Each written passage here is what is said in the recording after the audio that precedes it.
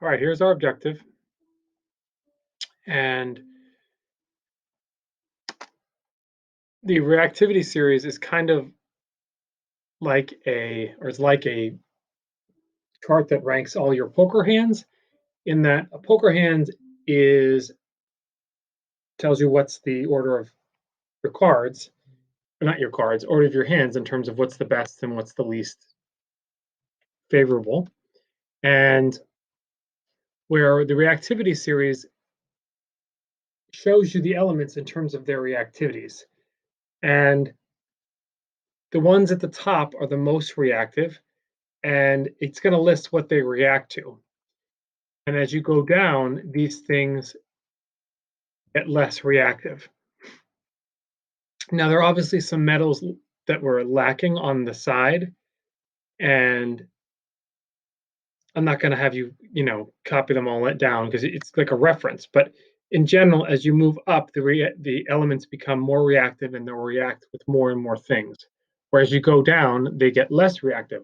And that's why things like gold that's why they make it's really good in jewelry, because gold is pretty unreactive. Now, there are a couple general rules with the activity series. Sodium, it says here, reacts with cold water. All right. Cobalt, which is below it, so cobalt's less reactive than sodium, will react with an acid. It also means that sodium is going to react with acid. Sodium is also going to react with oxygen. Sodium will also react with steam. Anything above you will react to what you react with and other things along with that. Now, here's an example. Iron is going to react with oxygen, all right? But copper isn't going to react with acid because copper is below cobalt, so it's not as reactive, so it's not going to react to what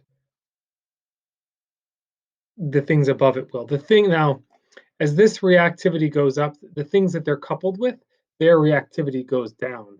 Like water is generally considered to be less reactive than oxygen. Therefore, it's showing you that sodium is really reactive because it reacts with water. Now, there's another rule.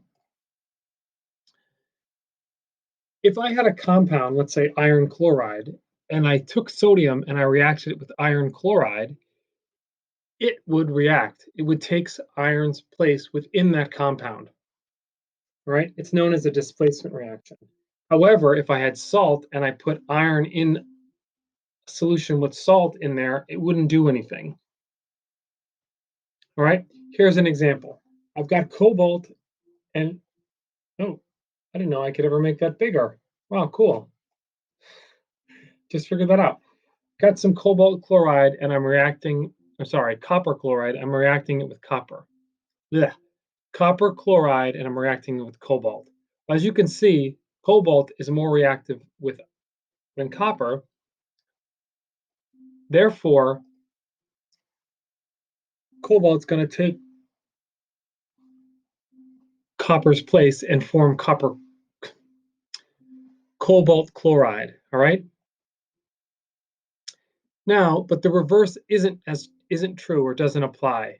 In that, here I've got cobalt and I'm reacting it with sodium chloride. Can sodium be replaced by cobalt? The answer is no. This wouldn't happen. You'd have no reaction.